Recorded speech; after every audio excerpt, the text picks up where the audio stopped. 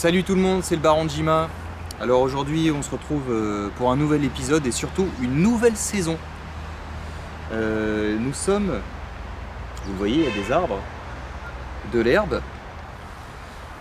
Nous sommes au bois de Vincennes. Alors avez-vous une petite idée du lieu que nous allons visiter aujourd'hui?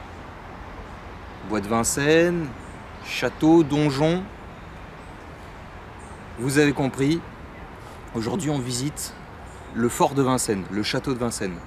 Demeure royale en son temps, à l'époque médiévale, jusqu'à Louis XIV. Hein. Et nous allons découvrir ce lieu extraordinaire, il n'y a pas d'autre mot, vraiment un vestige du passé encore bien conservé malgré les périodes plus ou moins noires de notre riche et belle histoire. Voilà, donc nous allons de ce pas découvrir le fort de Vincennes. Je me suis un peu avancé et donc on arrive à l'orée du château de Vincennes. Voilà. Et regardez là, en fond d'écran, le donjon.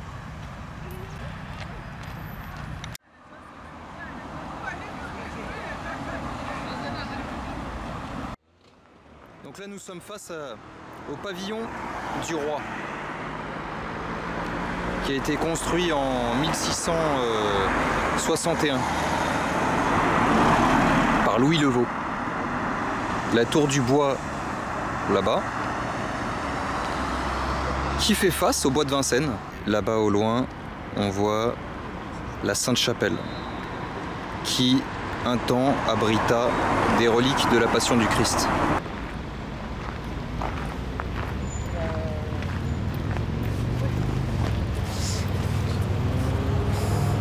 Alors on arrive là au niveau des douves et vous allez voir en fait l'enceinte est assez monumentale. Regardez.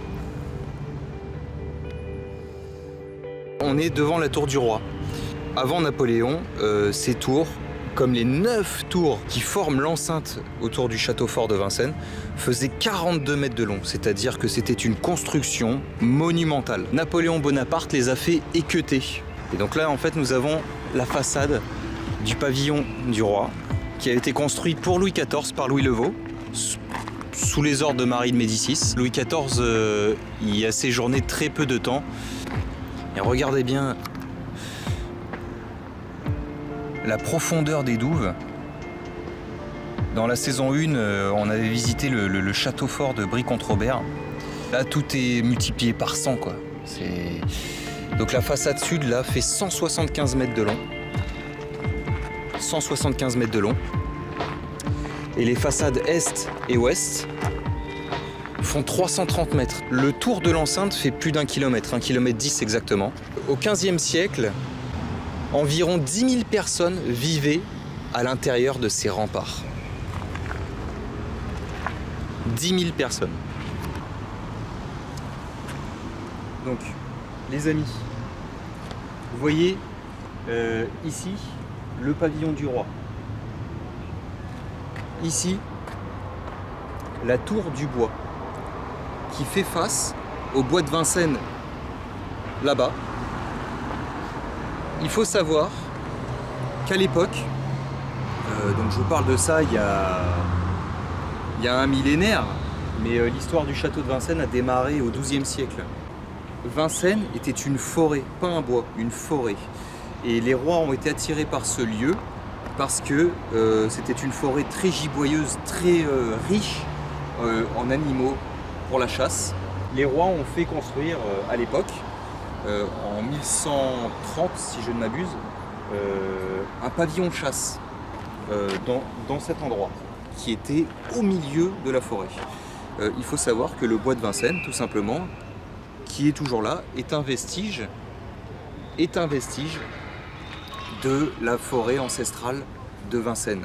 Alors maintenant je vais attirer votre attention sur les douves du château fort de Vincennes que je vous ai montré un peu plus tôt. Il faut savoir qu'à l'époque elles étaient alimentées par un petit ruisseau qui venait du plateau de Montreuil et qui arrivait par la rue de Montreuil à Vincennes. Et donc les douves étaient alimentées de cette façon. Et le trop-plein d'eau dans les douves étaient après accompagnés au lac de Saint-Mandé, un peu plus haut là-bas.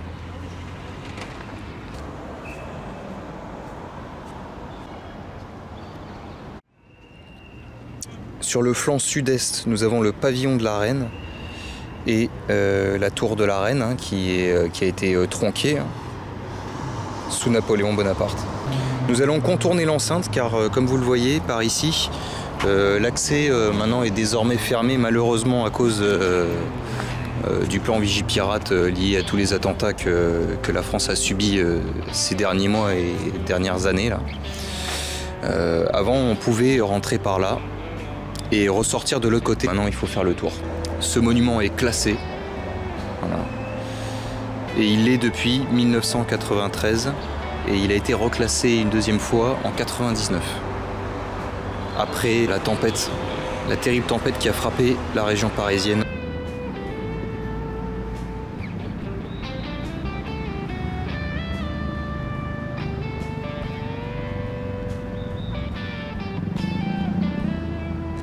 Donc là je suis face à une stèle. Il faut savoir que Vincennes a été une prison d'État très longtemps. Le donjon a été une prison. Et donc il y a eu pas mal d'exécutions dans les fosses, dans les douves asséchées de la forteresse de Vincennes. Et là a priori, cette stèle commémore la mémoire de militaires fusillés à cet endroit.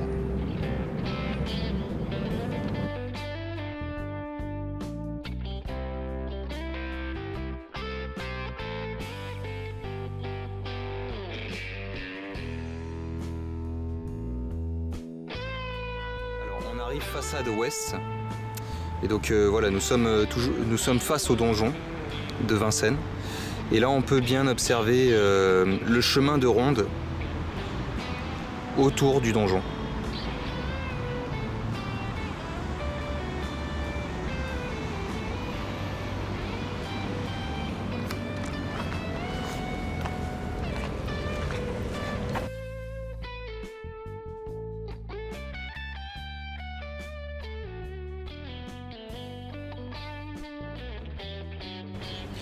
Donc là vous le voyez, hein, le pavillon du roi est en cours de restauration.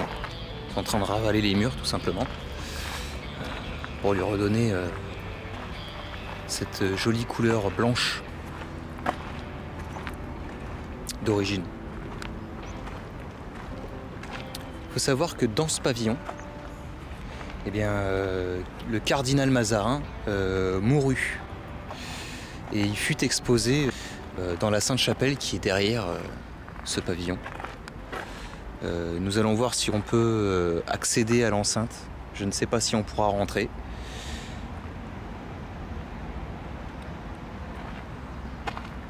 Alors pardonnez-moi mes amis, mais j'ai le souffle coupé face à cette splendeur architecturale. Quel chanceux que je suis d'être face au dernier donjon médiéval qui fut un domaine royal. Il faut savoir que c'est le dernier donjon royal, c'est-à-dire où les rois ont vécu, encore debout en France et en Europe. C'est tout simplement un privilège pour moi d'être face à ces pierres, quoi. C'est une forteresse dans la forteresse. Le donjon construit et des remparts autour avec des tours de guet, un chemin de ronde, des douves incorporées dans l'enceinte même de la forteresse de Vincennes. Nous sommes face au donjon de Vincennes qui est vraiment la pièce maîtresse avec la Sainte-Chapelle là-bas de la forteresse de Vincennes. Très vite, de par sa situation géographique, Vincennes va devenir vraiment une place stratégique pour les rois de France et le pavillon de chasse va devenir demeure royale. C'est-à-dire que les domestiques et l'armée amenée ici pour la protection du roi va demeurer à Vincennes.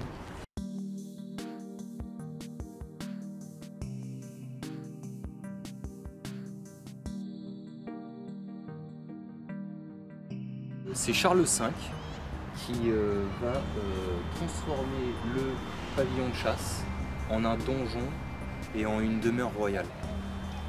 Le donjon va être construit entre 1364 et 1370 et va être la demeure des rois jusqu'à Louis X, le Hutin, et va être la concentration du pouvoir royal du royaume de France. On peut voir qu'il y a plusieurs niveaux. Le premier et le deuxième étage du donjon étaient les appartements du roi et de sa cour proche. Et les troisième, quatrième et cinquième étages étaient destinés aux domestiques et aux militaires.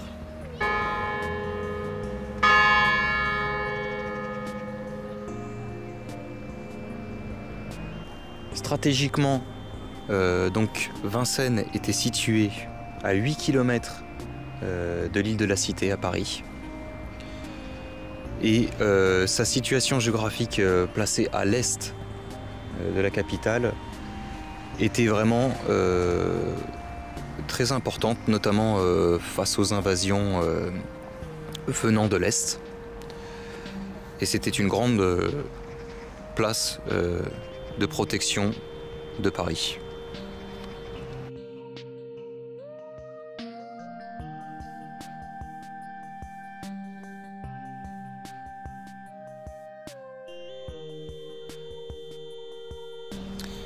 Donc ce donjon, par la suite, a été une prison d'État et il a hébergé d'illustres prisonniers comme Henri IV de Navarre, Nicolas Fouquier ou le marquis de Sade.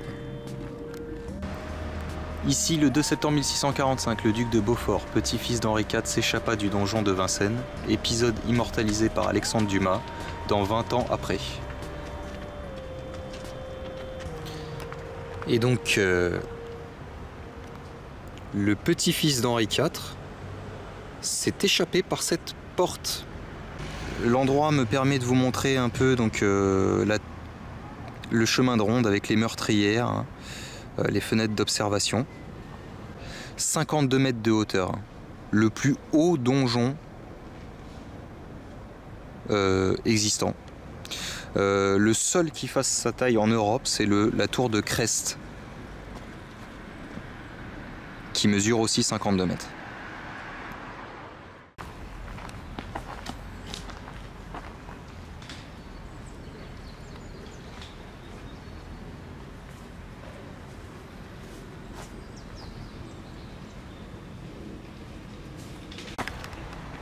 Donc là, nous longeons la façade ouest.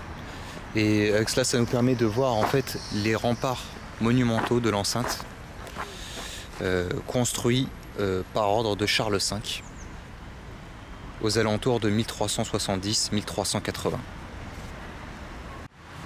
Donc nous sommes devant la tour de Paris, façade nord-ouest de la forteresse de Vincennes.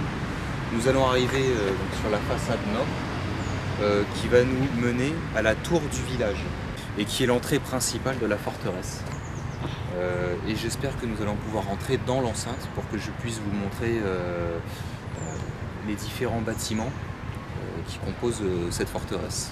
Donc voilà la tour du village, façade nord de la forteresse de Vincennes, qui est la seule tour qui a gardé sa hauteur d'origine de 42 mètres. Il faut savoir que les autres tours, notamment celle-ci et celle là-bas à 175 mètres, faisaient la même hauteur.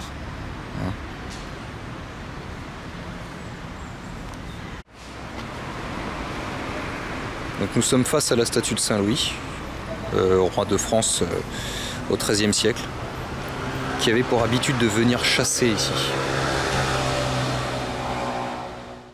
Donc nous sommes face à la tour du village de la forteresse de Vincennes, qui est la plus haute encore existante de la forteresse, 42 mètres de hauteur.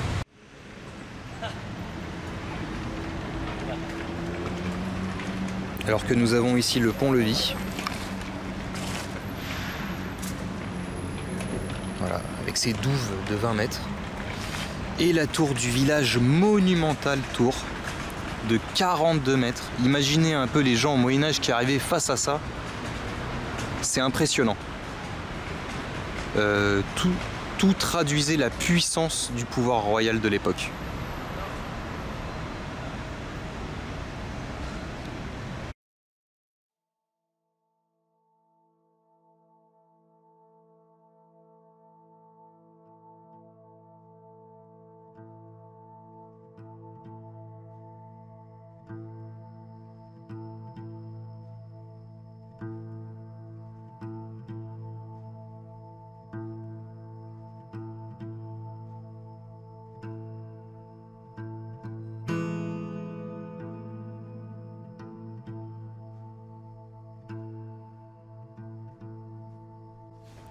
Donc mes amis, on a réussi à rentrer dans l'enceinte, c'est extraordinaire, c'est super. Donc là on a des bâtiments qui ont été construits plus tard, sous Napoléon, des bâtiments de génie militaire, voilà, que vous avez là. Et à l'origine, il y avait le pavillon de chasse qui était là, qui a été détruit après, car en ruine. Donc voilà, il faut imaginer qu'il y avait des milliers de personnes qui vivaient ici. C'était une ville dans la ville.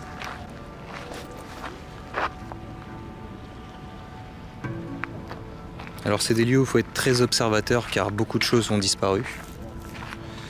Et le moindre détail peut donner un indice sur les traces d'un ancien bâtiment.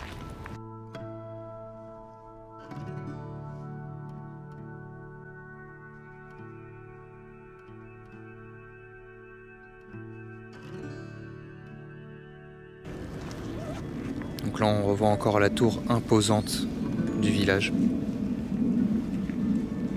Alors que ici, j'apprends en même temps que vous que le donjon de Saint-Louis, tour carrée du XIIIe siècle, a été démoli en 1658. À cet endroit précis, il y avait un petit donjon consacré à Saint-Louis. Certainement, oui, voilà, l'emplacement de l'ancien pavillon de chasse.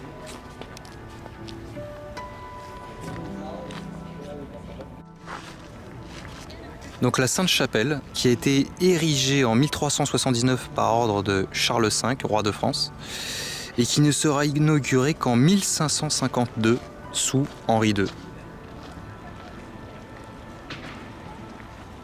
Cette Sainte-Chapelle a accueilli les reliques de la Passion du Christ, un morceau de la croix de Jésus et sa couronne d'épines. Ces reliques ont ensuite été transférées à la Sainte-Chapelle de l'île de la Cité, à 8 km d'ici, Paris-Centre. Elle est de style gothique flamboyant. Et regardez donc les rosaces extraordinaires. C'est de l'orfèvrerie. Donc la Sainte-Chapelle, comme le pavillon du roi, est en cours de restauration. Il faut savoir que lors de la tempête de 99, elle a subi de gros dégâts.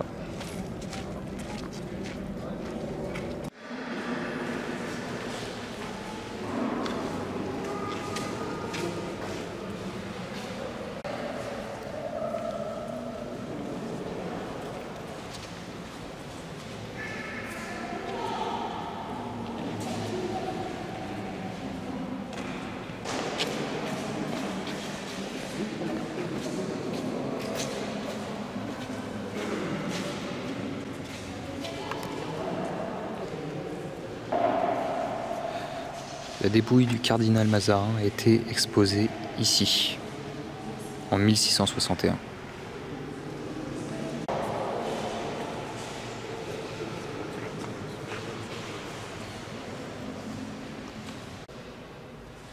Mes amis, nous sommes en face du tombeau du duc d'Enghien, qui était le dernier prince de sang sous Napoléon Bonaparte.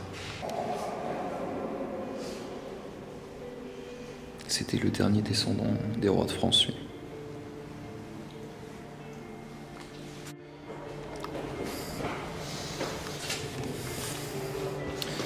Donc là, je viens de monter les 70 marches qui arrivent à ce balcon qui a été construit pendant la période de François Ier. Ça nous donne l'occasion d'avoir une vue plongeante. Alors là, il y a des inscriptions. J'arrive pas à voir. Malais, 1722. PRL, 1915. Passage de pas mal de militaires.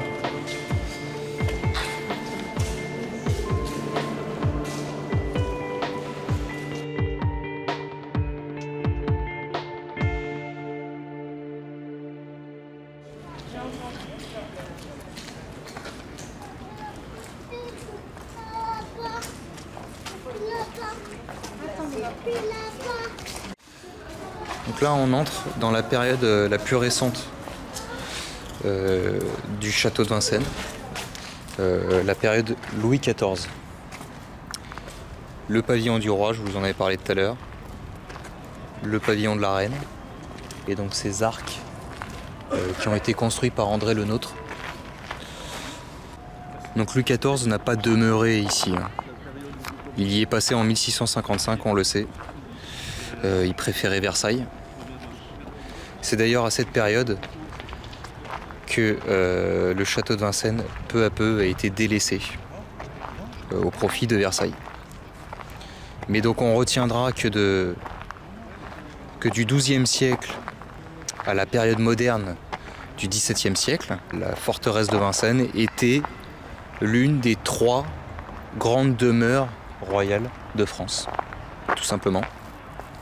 Donc un endroit extrêmement important. Les rois vivaient ici, avec leur cour, et concentraient leur administration, et le siège de leur gouvernement était ici.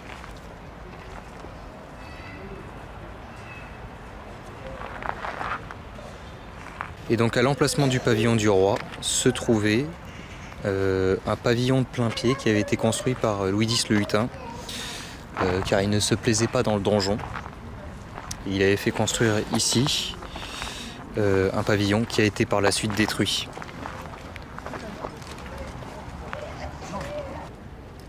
Donc mes amis, nous voilà dans l'enceinte de la forteresse de Vincennes. Tout à l'heure nous étions à l'extérieur.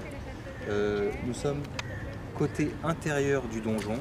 Nous avions vu la façade ouest du donjon tout à l'heure. J'attire votre attention sur le chevalet extrêmement imposant qui est ancré dans les remparts du donjon et le double pont-levis en bas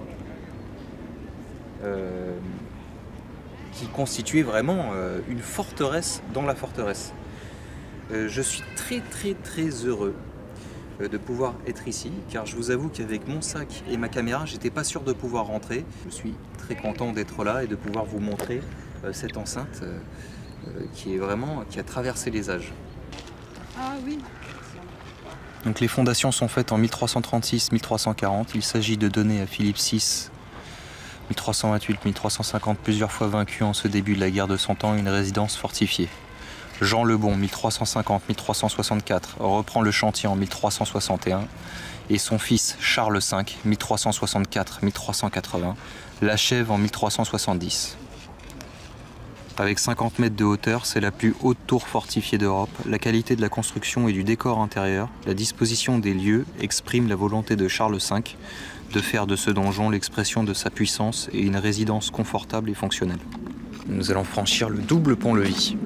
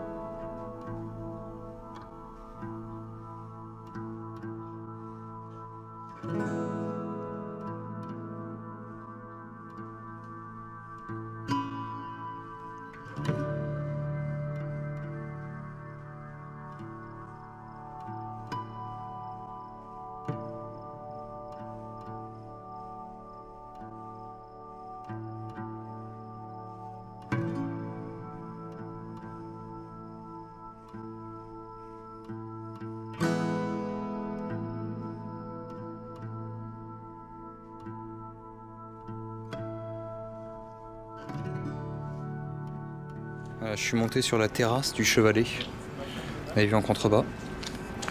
Là on voit bien le double pont-levis. Avec une vue imprenable sur la Sainte-Chapelle. Une vue sur la tour du Bois.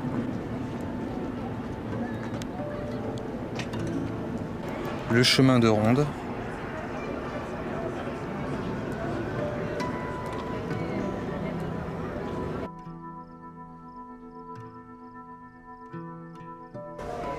Donc nous sommes actuellement dans le chemin de ronde du donjon de Vincennes, lieu d'observation des militaires du roi et lieu de promenade de Charles V lui-même. Donc on va faire le tour et puis après on rentrera dans le donjon. Il faut imaginer qu'à l'origine, là où il y a les bâtiments, c'était la forêt quoi. Et rien de tout ça, c'était juste la forêt.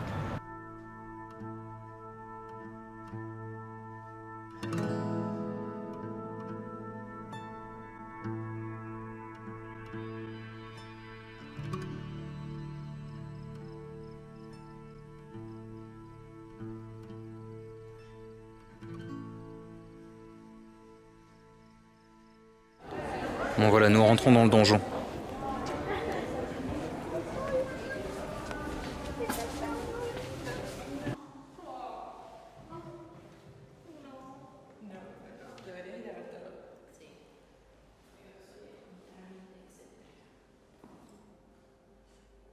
Allez-y, allez-y.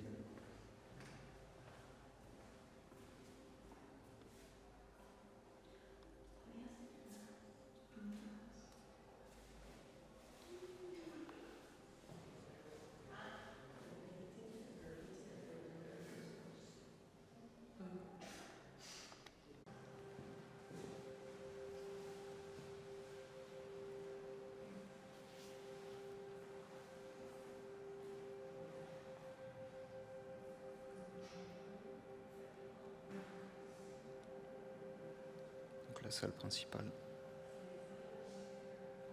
de villégiature du roi.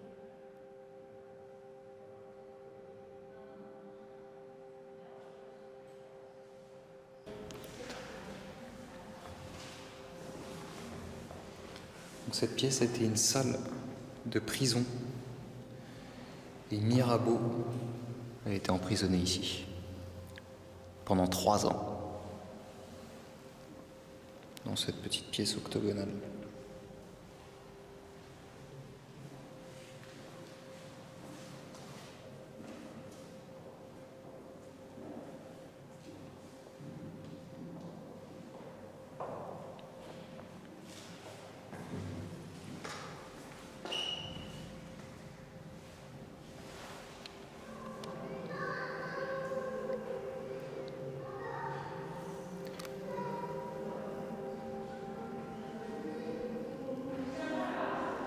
Une grande cheminée.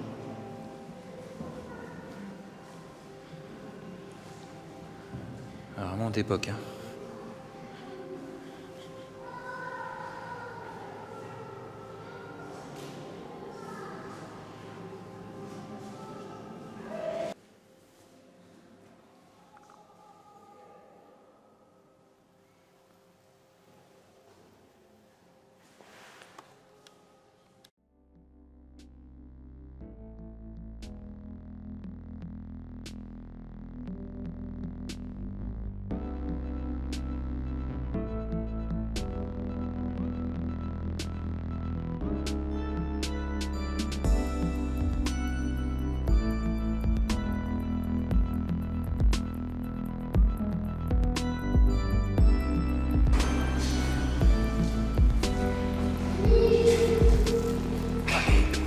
Des salles de prison.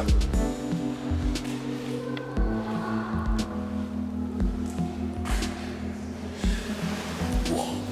Oh là là. Putain, il y a au moins 20 mètres de fond.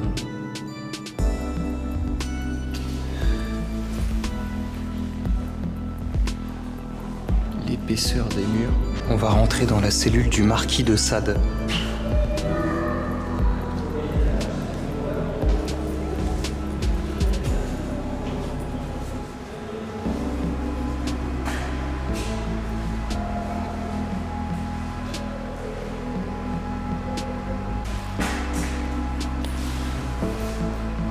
pauvre marquis de Sade qui est resté enfermé plusieurs années ici.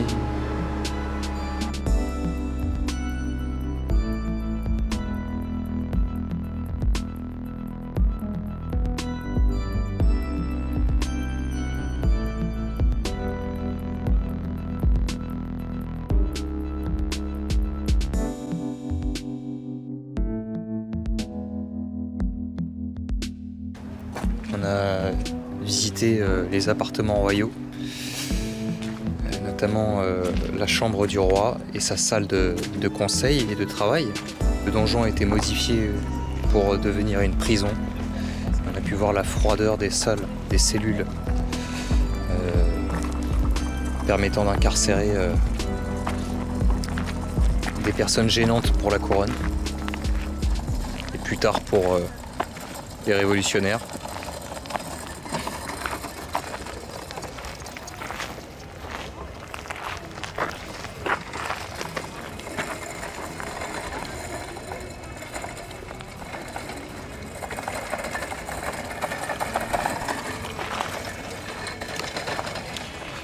Une très belle visite. Allez, on sort de l'enceinte.